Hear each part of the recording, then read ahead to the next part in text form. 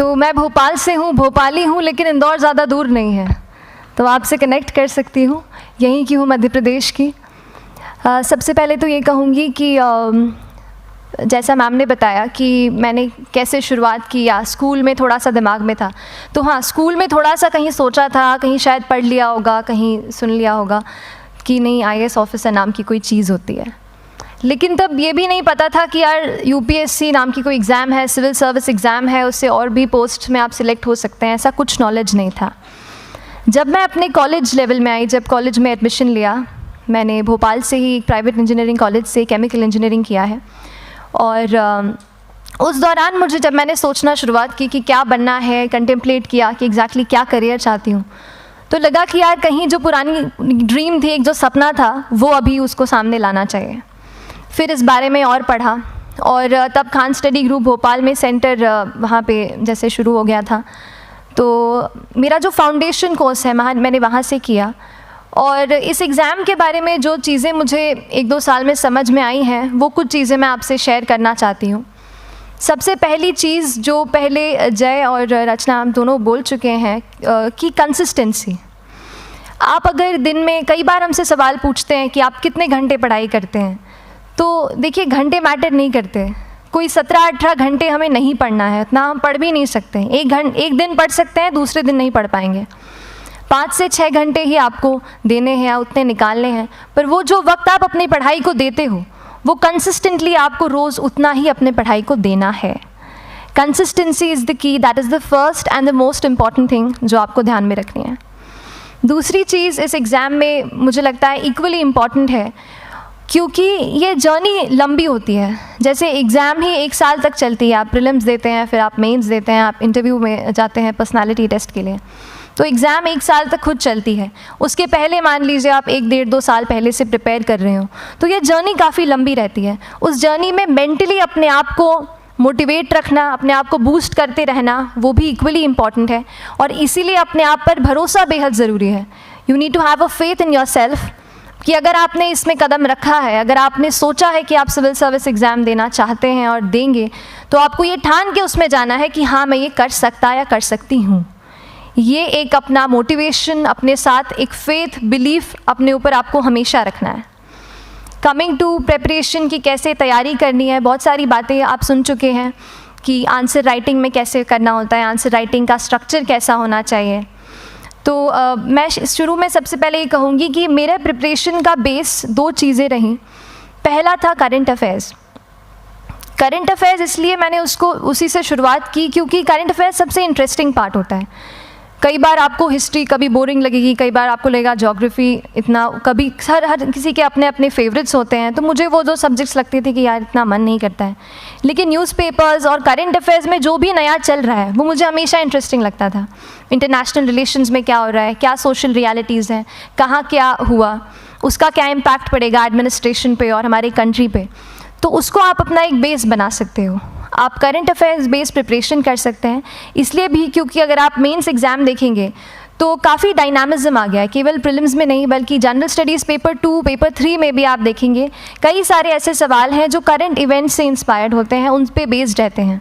तो जब आप न्यूज़पेपर बेस्ड, करंट बेस्ड पढ़ाई करते हैं तो वो आपका प्रिपरेशन वहाँ से भी कवर हो सकता है। दूसरी जो चीज़ मैंने जिस पे बहुत फोकस किया वो थी आंसर राइटिंग।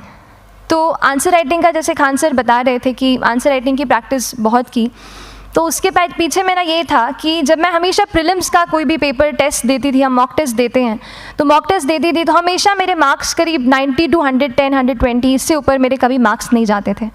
तो मुझे हमेशा ये डर था कि यार प्रीलिम्स में कहीं मेरा कुछ, क्योंकि कट ऑफ भी इसी कुछ रेंज में जाता है, तो हमेशा लगता था कि यार कुछ गड़बड़ यहाँ ना हो जाए। लेकिन जब मैंने आंसर राइटिंग की और मेंस एग्ज़ाम के बारे में जाना, तब मुझे लगा कि आंसर राइटिंग एक ऐसी चीज़ है, मेंस एक ऐसा फेज़ है सिविल सर्विस एग्ज़ाम का जहाँ पे आप अच्छे से तैयारी कर सकते हैं। And if you have written the answers, if you know कि you have covered the points well, if you have included उसमें कुछ आपने facts, international reports, government schemes, आपने कुछ ऐसे उसमें सॉल्व भी डाला है, तो जो रिज़ल्ट आएगा वो सेटिस्फैक्ट्री ही आएगा, अच्छा ही आएगा। तो मेंस एक ऐसा पार्ट है जिस पे आप काफ़ी बैंक ऑन कर सकते हो।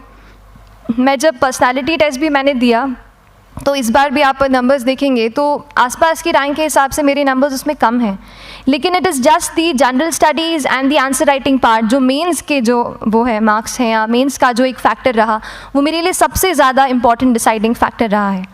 तो अपना एक्सपीरियंस यही बताऊंगी कि आंसर राइटिंग पे आप विशेष फोकस कीजिए। जैसा स्ट्रक्चर आपको बता ही चुके हैं कि इंट्रोडक्शन में कैसे आपको शॉर्ट रखना है, बॉडी एंड देन कंक्लूजन, उसमें छोटी चीज़ जैसे मैं अभी मेंशन कर रही थी, आप एक इंश्योर कीजिए कि देखिए जो भी एग्जामिनर आपकी कॉपी चेक कर रहे हैं वो दिन में 10, 15, 20 कॉपीज़ चेक कर रहे हैं, तो उन सब से आपको अलग कैसे आप अपनी कॉपी दिखा सकते हो, ये चीज़ आपका प्रेजेंटेशन और आप जिस तरीके से आंसर लिखते हो कंटेंट को, वो मैटर करेगा। आप इंश्योर कर सकते हैं कि आपके आंसर में कुछ फैक्ट्स, गवर्नमेंट की स्कीम्स, कुछ कमिटीज़ बैठती हैं, जैसे एक प्रिवेसी पे justice BN Shri Krishna committee की रिपोर्ट आई है, तो आप मान लीजिए आपको कोई प्रिवेसी पे सवाल आ गया तो आपने उन कमेटी का नाम कोट कर दिया। ऐसे बहुत सारी कमिटीज़ होती हैं। कुछ इंटरनेशनल रिपोर्ट्स आते हैं, वो आप इनके बारे में लिख सकते हैं। इंडिया का मैप आप बना सकते हैं। मैंने सीख लिया था कि 10-15 सेकेंड्स में कैसे जल्दी से मैप बनाना है और उस पर कैसे पॉइंट कुछ करना है, कुछ लोकेट करना है। तो ये कुछ ऐसी चीज़ें हैं जो आपके आंसर्स को एनरिच करेंगी और प्रेजेंटेबल बनाएंगी। तो इस तरीके से आंसर्स पे जैसे हम क्लास करते हैं, लेकिन उसके साथ साथ आपको ये कोशिश करनी है कि 1 से 2 आंसर पर डे आपको ज़रूर लिखने ही लिखने हैं, apart from the test series that you are doing. Answer writing से 2-3 चीज़ें होती हैं, ना केवल हमारी एक लिखने का हमें समझ आता है हम क्या लिखते हैं कैसा है, पर हमारा कॉम्प्रिहेंशन भी इम्प्रूव होता है। हमें कितना समझ में आया वो भी हमें खुद समझ आता है जब हम आंसर्स लिखते हैं। और इसीलिए आंसर राइटिंग पे आप फोकस कीजिए, 1 से 2 आंसर ज़रूर लिखिए। और आंसर राइटिंग के बाद the third pillar of my preparation जो काफ़ी इंपॉर्टेंट जिसने रोल प्ले किया, that was tests and test series and mocks. देखिए हम पढ़ रहे हैं यहाँ पर, I will also come to the point कि हम कैसे दिल्ली, भोपाल और इंदौर में प्रिपेयर करके बिना दिल्ली जाए हम कैसे कर सकते हैं, I will come to that point. पर उसके पहले टेस्ट की थोड़ी बात कर लेती हूँ कि टेस्ट देना क्यों ज़रूरी है। हम ये जो एग्ज़ाम दे रहे हैं सिविल सर्विस की, ये एक ऑल इंडिया लेवल एग्ज़ाम है and this cut throat competition. तो उसके लिए आप केवल पढ़ते रहें, सारी बुक्स, मटेरियल्स, स्टैंडर्ड ये करंट का सब पढ़ लें, लेकिन अगर आप ये नहीं जज कर पाए कि आपका क्या लेवल है at an all India level, तो चीज़ें समझ में आप नहीं, मतलब आप आगे नहीं बढ़ पाएंगे या सही डायरेक्शन नहीं पकड़ पाएंगे। तो इसलिए आप टेस्ट से घबराइए मत। कई बार टेस्ट का इनर्शिया होता है, ऐसे लगता है कि जब तक पूरा सिलेबस कंप्लीट नहीं कर लूँ तब तक टेस्ट नहीं दूंगा, लेकिन सच में बात ये होती है कि जब तक हम GS के मतलब पेपर देने अंदर भी घुसते हैं ना, तब भी उस सेकंड पे लग रहा होता है कि कुछ छूट गया है हमारा। तो ये चीज़ होगी ही, इसीलिए ये मैं कभी मत सोचिए कि जब तक पूरा सिलेबस नहीं कर लूँ टेस्ट नहीं दूंगा। जैसे आपका एक थोड़ा बेस बन जाता है प्रिपरेशन का, आप टेस्ट दीजिए, चाहे वो प्रीलिम्स का MCQ का टेस्ट हो या मेंस का राइटिंग स्किल की प्रैक्टिस हो, टेस्ट पे आप फोकस कीजिए। उसके बाद टेस्ट केवल देने के लिए नहीं देना है, उसको एनालाइज भी अच्छे से करना है। When you get the answer hints, when you get the answer keys, analyse properly कि आपकी क्या गलती हुई है और उससे भी सीखने की कोशिश कीजिए कि क्या कुछ नया मुझे इस टेस्ट पेपर से या इस आंसर कॉपी से मिल सकता है। तो इस तरह से टेस्ट पे भी आप फोकस कीजिए। And I will come lastly to the point कि जब मैंने प्रिपरेशन शुरू की थी अपने कॉलेज के 2nd ईयर 3rd ईयर आते आते, तो मन में बहुत सारे फियर्स थे। मैं भी एक नॉर्मल फैमिली से हूँ, मेरे फैमिली में किसी ने आज तक सिविल सर्विस का पेपर भी नहीं लिखा था, तो मन में बहुत सारे फियर्स थे, डाउट्स थे, क्या होगा, कैसे होगा। तो हो सकता है आपके मन में भी ऐसा हो। और हम जैसे यहाँ रहते हैं, हम सोचते हैं कि दिल्ली जाना तो सबसे ज़रूरी है, उसके बिना तो ये एग्ज़ाम हो ही नहीं सकती। तो उस पर मैं एक चीज़ बताना चाहूँगी कि जैसे KSG जैसे इंस्टीट्यूट हैं, जो फैकल्टी भी हमें वही मिलती है जो दिल्ली में पढ़ा रहे हैं, तो ये एक बहुत पॉजिटिव पॉइंट है कि क्वालिटी का कोई दिक्कत नहीं आएगी। बस एक चीज़ है, आप ज्वाइन करते हैं class, that will only provide you a direction. वो आपका रास्ता दिखा सकते हैं आपको कि इस रास्ते पर आपको चलना है, लेकिन चलना उस रास्ते पे आपको खुद है। You have to work on your own. कभी ये मत सोचिए कि मैं वहाँ नहीं जा पा रहा हूँ तो नहीं हो सकता, यहाँ है, तो हम एक्सक्यूज़ेस बनाते हैं, कई बार चैलेंजेस आते हैं। तो मैंने कॉलेज के साथ प्रिपरेशन की, तो उसमें भी काफ़ी दिक्कत आती थी। कभी कभार कॉलेज की एग्ज़ाम होती थी तो इसमें मैं अपना उतना वक्त नहीं दे पाती थी। तो उस मोमेंट पे फिर प्लानिंग ने मुझे बहुत हेल्प किया कि हम किस तरीके से अपने कॉलेज के एग्ज़ाम के लिए प्लान कर लें। जैसे मैंने इंजीनियरिंग की है और मुझे पता है कि हम इंजीनियर्स 1 महीने से ज़्यादा पहले से पढ़ते नहीं हैं। पढ़ते हैं क्या? तो वो चीज़ आप ध्यान रख सकते हो, उसको अपना स्ट्रॉन्ग पॉइंट बना सकते हो। 1 से 1.5 महीना जब exam is approaching, I use to plan my entire syllabus का प्रिंट आउट निकाल के I use to make my notes, उस तरीके से उसको मैं उसको संभाल लेती थी। तो whenever you are managing those things together, focus on planning, किस तरीके से आप एक माइक्रो प्लान बनाएं, अपना डेली एक प्लान बनाएं, वीकली टारगेट सेट करें और एक ब्रॉड विजन दिमाग में रखें कि ब्रॉडली आप मंथ्स में क्या कवर करने वाले हैं।